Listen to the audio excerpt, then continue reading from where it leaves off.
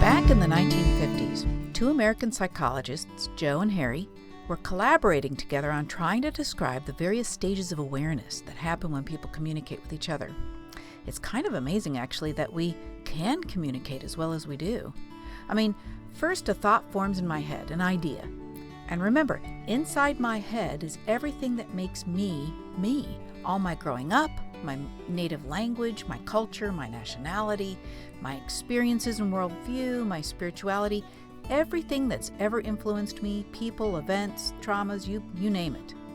And I try to form that thought inside my head with all that into words. All along the way, while I'm trying to put this thing into words, there are going to be filters and censors and modifiers at work. And finally, I come up with the words and I say the words. But only half the trip has been made because my words have to go into your ears. And they have to go through everything that makes you, you, including all your filters and your worldview and so on and so on. So the thought that generated the words, hopefully, in my head, remains more or less intact as it reforms inside your head. So Joe and Harry were talking about this, and they came up with a kind of a window with varying shades of opacity that they decided to call the Johari Window. It's literally a window, and it has 4 panes. The first pane is the public arena. This is everything that everybody knows about you. Then there's the hidden or private area. It's also called the facade. And this is what you know about yourself, but you've opted not to share it with other people. And then over here is your blind spot. You don't really know this about yourself, but actually other people do know it about you. And then there's this black box. Whatever's in here is unknown, except of course to God. And you notice this column here on the left? This is everything you consciously know about you. And over here on the right, that's what you don't know about you. And then if you look at this top row here, this is what other people know about you, and then this bottom row is what others do not know about you. All throughout your communication with me, my communication with you, all our communication that we all have with each other, there are these 4 panes of the window in play. I share things with you that I intend to share, what I'm saying, for instance, and sometimes with my body language. I'm intentionally trying to convey something. But I am also sharing things I don't necessarily intend to communicate. Maybe it's in my tone of voice or my face, or maybe it's the words I choose or my relational style. So you take in both what I intend, my public arena, and what I may not intend, my blind spot. And it's vice versa when you communicate with me. So let's talk about these window panes. The ideal window is one that reflects a high level of trust in the group, or really, if you're going to expand this, in any meaningful relationship with somebody. So if you're in this window, the size of your arena increases because of your increased trust level in the group. The norms developed by your group for giving and receiving feedback are going to facilitate this kind of back and forth. The large public arena means that a lot of who you are and what you say and what you think, what you feel, is going to be open to your group members. And because of your openness, other group members don't need to interpret, or more likely, misinterpret what you're communicating, or end up projecting more personal meanings into whatever it is that you're trying to say. They understand what you're saying and what you're doing, and they know you're open to inviting feedback and also to giving feedback. So you don't need a large public area with everybody. This is for the people you feel safe with, who you trust. People you don't spend much time with, people you don't know that well, or let's say the relationship is just a casual acquaintance, they might see this kind of openness as threatening or at least not appropriate because of the kind of relationship you have with them. But even still, the more open you are in dealing with other people, the fewer games you're eventually going to play in relationships. But now let's look at the private or hidden window. If this is your bigger window, that makes you an interviewer. So window number 2 is a person who's characteristically participating by asking questions, but not really giving information or feedback. So for the person in this window, the size of their facade relates to the amount of information they give, or pretty much don't give, to other people. So the interviewer's way of participating in the group is to ask a lot of questions, to ask for information. They might even intervene by asking questions like, well, what do you think about this? Or how would you have acted if you were in my shoes? Or how do you feel about what I just said? Or even, how do you feel about this group? You see, the interviewer wants to know where other people stand before they share anything about themselves. And plenty of times, the interviewer never really does end up opening up to the group. And that makes it hard for the group to know what they're thinking or feeling. So people have even called that person out. They might say something like, hey, you're always asking me how I feel about stuff, but you never tell me what you think or what you're feeling.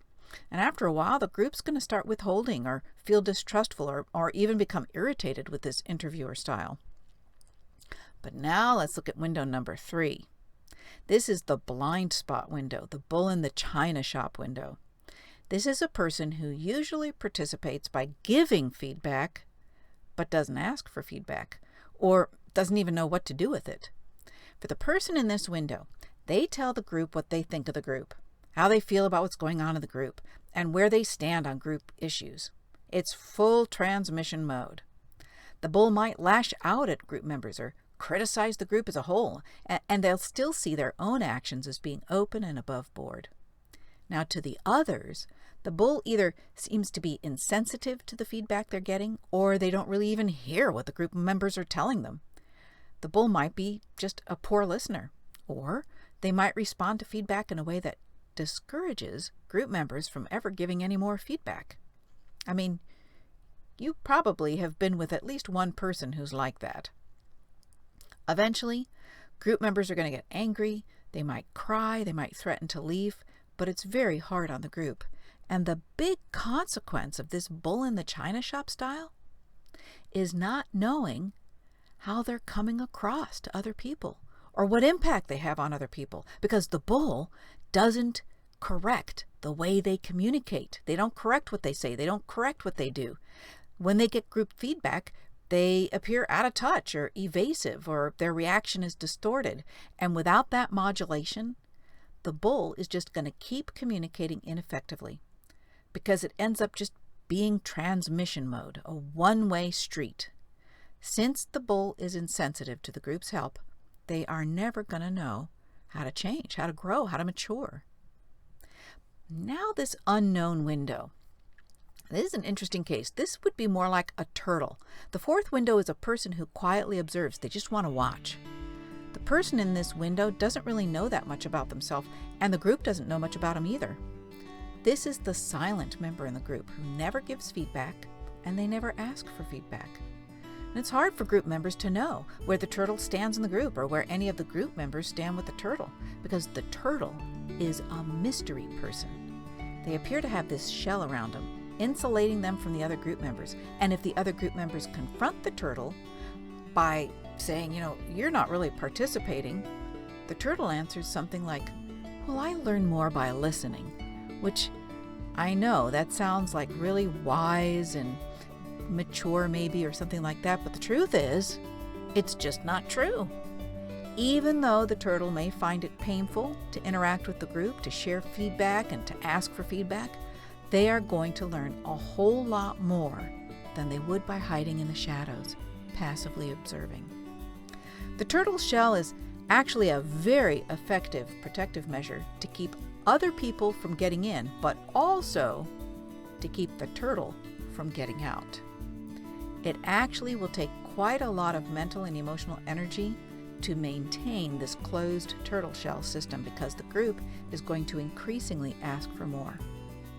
Now, the whole goal of asking for feedback and sharing about yourself, and also of giving feedback to others in the group, is to move information from your blind spot and your facade into the public arena, because that's where you and the group can both share about it and learn from it.